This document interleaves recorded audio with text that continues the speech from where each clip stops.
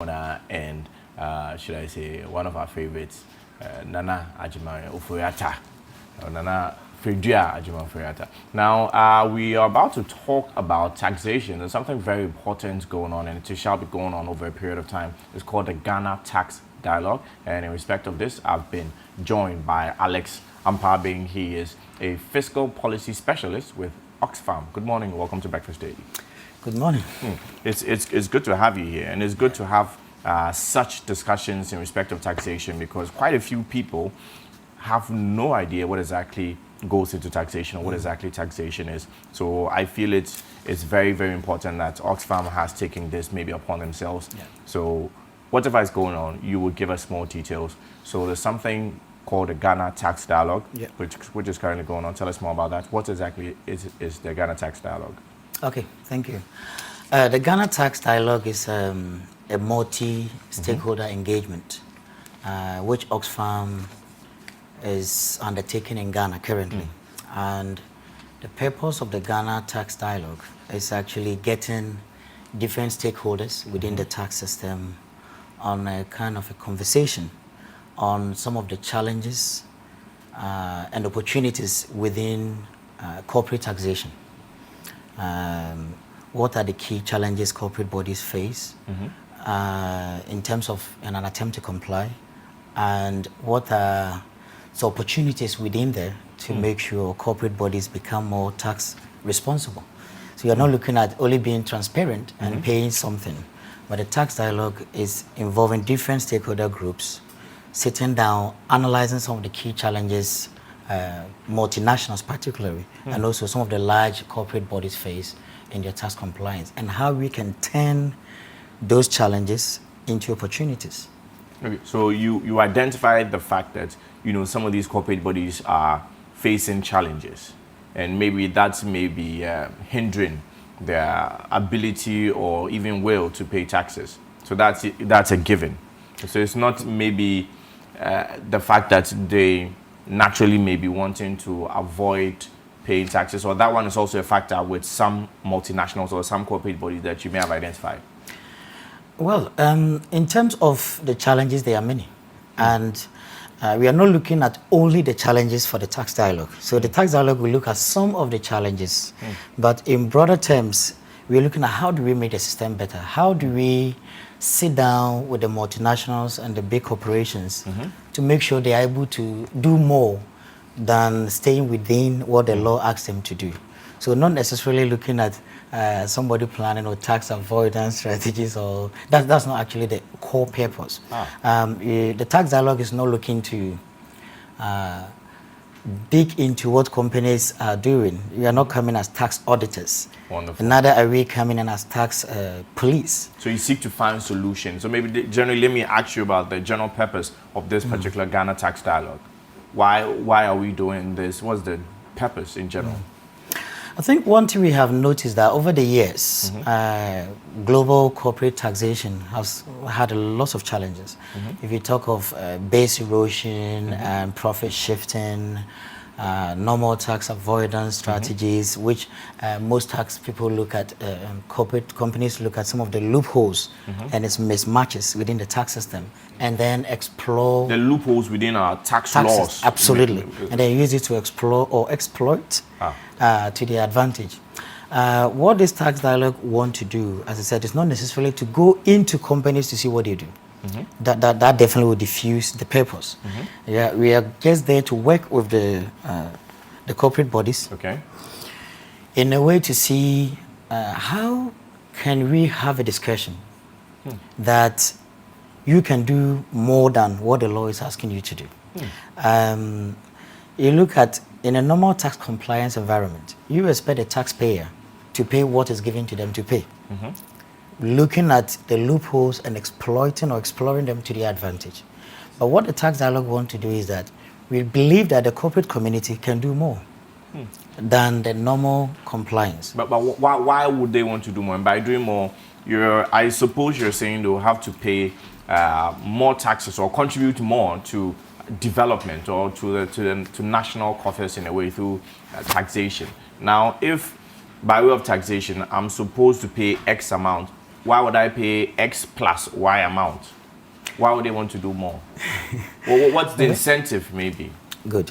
There are lots of businesses, there are lots of incentives or positives in doing that. It pays to be responsible.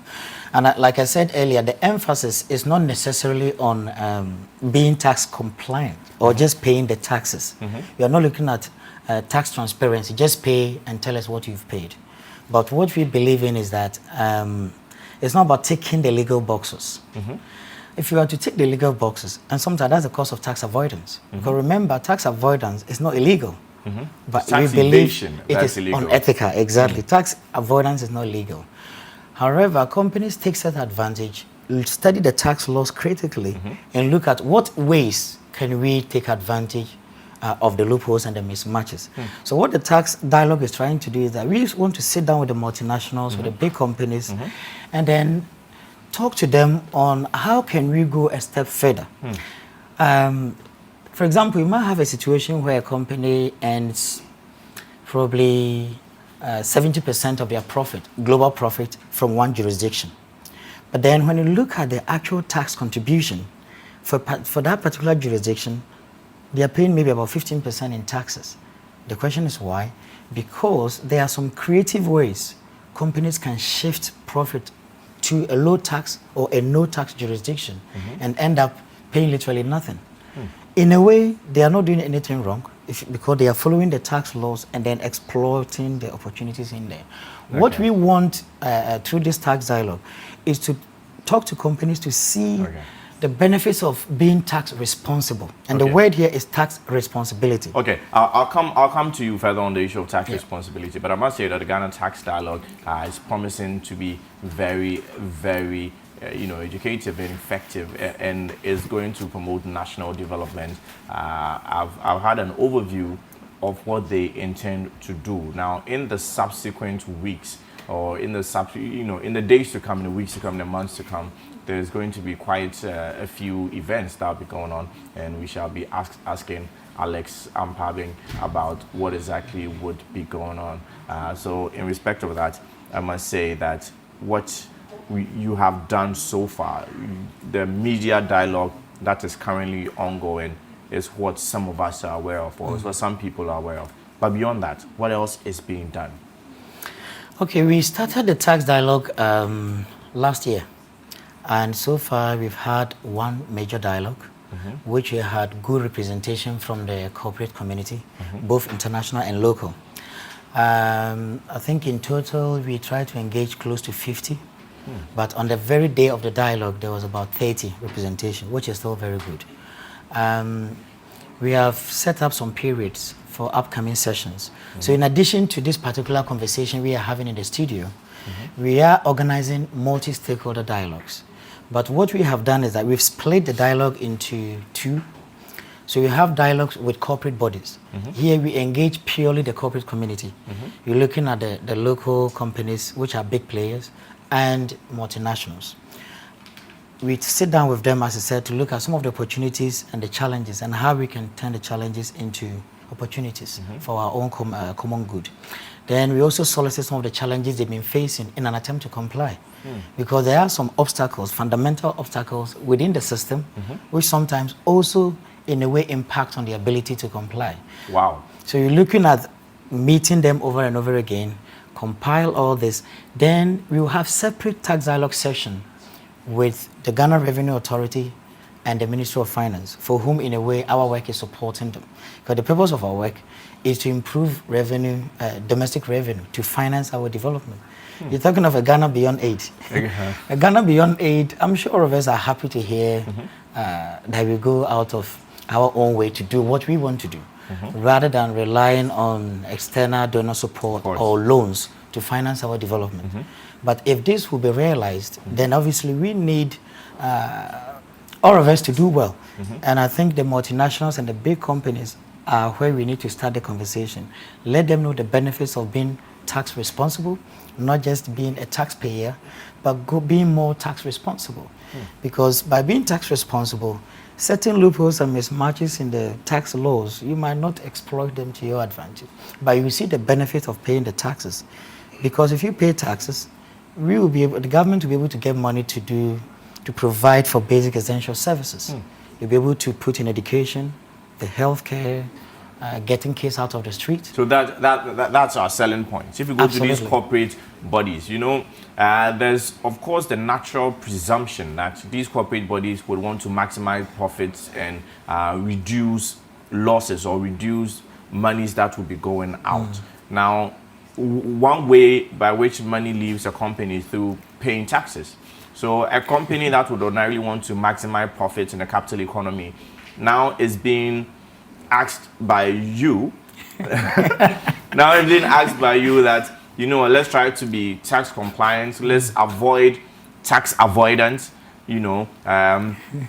Tax evasion is not an area, it's an area that you've moved away from. Absolutely. Now you have become experts in tax avoidance. People actually employ finance experts that will help them avoid taxes. I mean, corporate bodies do that. There's a module, even in the university, where you can do which is tax planning. Wow. Tax planning, part of tax planning is understanding how you can maximize, you minimize your tax payments. So then, what exactly then is a selling point to these corporations who would naturally want to avoid paying taxes, to be tax compliant, and even beyond being tax compliant, maybe to do a bit more? Yeah. Some time ago, most companies, and I'm using some time ago in a contest, some time ago, most companies used to see tax as a burden, which they have to minimize at all costs. But we have moved a bit from there. And most companies are realizing that paying taxes and demonstrating that you are going beyond the legal compliance has benefits. So the issue of doing business as usual on the tax segment has moved. Now, there's a more growing ethical consumerism within the Ghanaian populace. People are beginning to deal more or engage with companies they believe are ethical. So by being tax responsible, you are actually telling the Ghanaian public that I am part of you. I'm a corporate citizen. I'm taking my tax responsibility seriously. I do not see the need to avoid taxes, but I see the need to contribute. And the money I'm making from you, I'm pushing back into your economy. Absolutely, to the Wonderful. economy, in a way that we will now see you as part of us. Me and you who are on PAYE, you don't have a way to avoid taxes. But at the end of the month, CCTV takes their share, give it to the GRA. For the record, PAYE is pay as you earn. Pay as you earn taxes. So So we want to sit down with the corporate bodies, have this discussion about the need to be more tax responsible, about the need to support the government's own agenda on being able to mobilize and be self-sufficient. Okay, so I'm actually interested in some of the events lined up for or by Oxfam in respect of the Ghana Tax Dialogue, which seems to be really huge in the country right now. It seems to be one of the biggest discussions in Ghana in respect of taxation and taxes in general. Apparently, the Ministry of Finance is doing something similar. So we want to find out what exactly is the difference between the one being done by Oxfam and, of course, the Ministry of Finance. So back to you, Alex, on that particular issue. I think the Ministry of Finance one, that's a very good question, actually. We are not duplicating the work Ministry of Finance is doing. Neither do we want to do their work. But what we want to do is to support the work of the Ministry of Finance and the Ghana Revenue Authority to ensure that we have enough revenue in the system in terms of being able to organize resources domestically to finance our development. Oxfam Tax Dialogue, as I said, is a multi-stakeholder, which will involve the Ministry of Finance, the GRA, corporate bodies, civil society organization, academia, the media yourselves, in a way to improving the tax system. What the GRA or the Ministry of Finance Tax Dialogue is actually centering only on tax administration, from what I read on their document. Theirs is alternative resolution, dispute resolution. So it's an ADR. They are looking at if there are disputes between the Revenue Authority and taxpayers, what is the avenue to resolve it? That's what the Ministry of Finance is focusing on. Yes. How to maybe an amicable resolution. Absolutely. Okay. So their own is an ADR, alternative dispute resolution. So that is totally different. When there's a dispute, how do we resolve it? purely administrative. But ours is looking at how do we engage people within the tax system, particularly the multinational companies, and to multinational companies and the local big players, on how do we make the system better, how do we sit down and talk, look at the challenges and opportunities, and how together, crucially, design a principle of responsible tax. Because that's what we want to do. So with the Ghana Tax Dialogue, how are we going to engage them? Are we going to the offices, or are we going to create a common platform, maybe a city TV platform of sorts, or any platform that Oxfam has in mind, to actually bring them together for sort of a stakeholders deliberation on the way forward? How are we going to do this? And that's a very good one. I nearly missed that. On the Tax Dialogue, what we want to do is that and before I even come into that question, I would like to appeal to the corporate bodies, because I remember when we started in the beginning, most of them didn't really understand what the Tax Dialogue is. So most were reluctant to join. And it was an initial challenge, but finally most of them are getting it. So they're understanding that we coming in, we're actually helping to make the system better. We'll be able to serve as a mediator role between the GRA, the various ministries. Let's have that conversation. So now, thankfully, most of them have got it. But I'm appealing to those yet to join when we come on knocking, is that the Tax Dialogue is not in any way going to intrude on your privacy. We are not there to inspect your files on what taxes you're paying or not paying. What we are there is, there are challenges in the tax system that probably is not making you do what you want to do. How do we engage you to have that conversation to make the system better for you to comply? So back to your question now on how do we engage them. We normally send out letters across to the companies, and we tend to do them in selected hotels.